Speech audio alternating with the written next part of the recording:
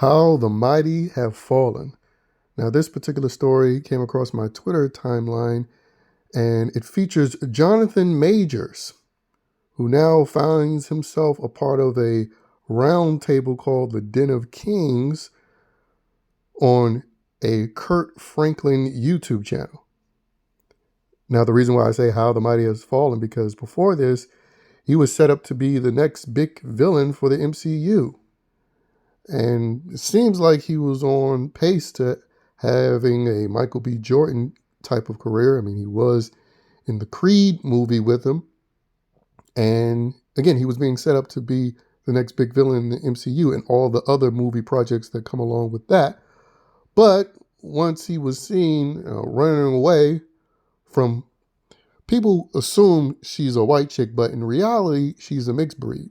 You know, I looked her ethnicity up, and apparently her father is Iranian and her mother is, British white woman. But at the end of the day, she's still a mixed breed, not actually white. But anyway, once that situation happened and he was accused of being abusive, they pretty much torpedoed his career. He actually suffered the consequences that Will Smith, someone who committed a crime on the stage of the Academy Awards, the Negro made history of being the first and so far only violent offender at the Academy Awards. But because Will Smith, was an A-lister once upon a time and is obviously willing to do anything to maintain a career in Hollywood, getting openly cuckolded by his wife, nothing really happened to him. Outside of people just looking at him different when they see Will Smith. But Jonathan Majors, on the other hand, he actually got the treatment people acted like Will Smith was going to get or received. And yeah, man, you look up his IMDb, he hasn't been in anything significant since 2023. Because that's when he was in Low-Key and Ant-Man. And I'm thinking, where's Michael B. Jordan? Where's Ryan Coogler to help the brother out? They're all pro-blacks, right? Michael B. Jordan was a pro-black with him, which is why I don't feel any sympathy for him. I would if, he wasn't a pro-black, pro-LGBTQ Harley weirdo. But he was, or I should say he is. And so, yeah, I don't feel any sympathy that those are the very same people icing his career over something, at least in this particular incident, seems to be BS. Because, she dropped her lawsuit and everything. But clearly he didn't bend over for the right person, because they truly have put his career on ice. And when you look up when he started and when he got put on ice, his career was only 10 years old. Because the first thing that he was notably in was a project back in 2013.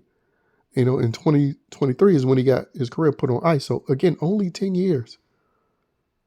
He only got 10 years.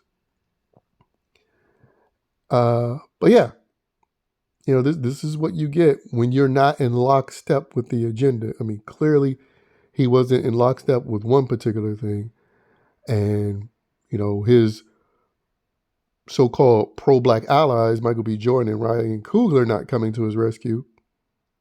Because remember, Mel Gibson, he showed up for Robert Downey Jr. when people didn't want anything to do with him because of his drug issues, criminal issues related to drugs. But, he had friends like Jodie Foster and Mel Gibson who stepped up for him, which is why, Robert Downey sort of returned the favor, speaking up for Mel when he got in his situation.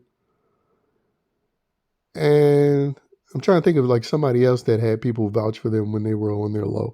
John Travolta, Quentin Tarantino. When John Travolta's career was on the low, Quentin Tarantino, put him in a lead role in an ensemble project when people weren't checking to put John Travolta or anything. So Ryan Coogler, especially being a director and a writer, surely he could put Jonathan Majors into something. Stand by his brother. Same thing with Michael B. Jordan. I heard that he's getting into directing. And, right now he's a A-list actor. So their combined standing in Hollywood, you would think, and Ryan Coogler and Michael B. Jordan, would provide an opportunity with their brother. But as we know, all that brother pro-black shit is bullshit from all these pro-black Negroes. Which is why I don't have a split second to give these Negroes. Identifying by a crayon gets you nothing but associations with lowlives and degenerates who have no morals or standards at all. And I don't even think I don't even think Jonathan Majors is aware of that fact.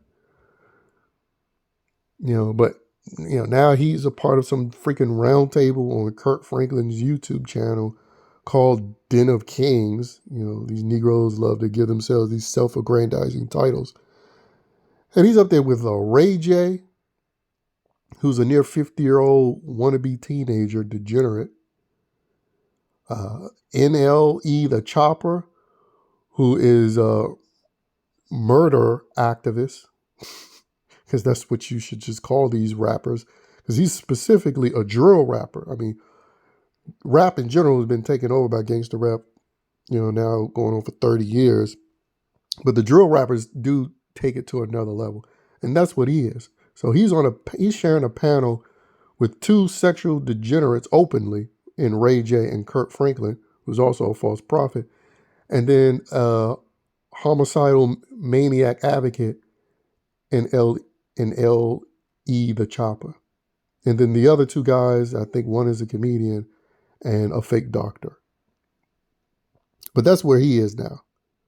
He's on a round table with them instead of being at one of those actors round tables that's featured on, the Hollywood Reporter or that actors on actors interview setting that they do through Variety. I mean, because again, that's where he most likely would be right now if it wasn't for that incident with that mixed breed Arab / white woman. But I would identify mixed breeds mostly as the non-white side, because ultimately that's what they identify with, because in Western civilization, it's rewarded to be a poor victim minority who really isn't a victim at all. But yeah, man, if you need yet another example of how full of shit this black brotherhood or black community nonsense is, look no further than the lack of support from Michael B. Jordan and Ryan Coogler to their fellow so-called brother, Jonathan Majors, when he needs them the most. Because, he's now reduced to being a part of the Negro chitlin circuit of entertainment, where he's doing roundtables with, Kirk Franklin and others.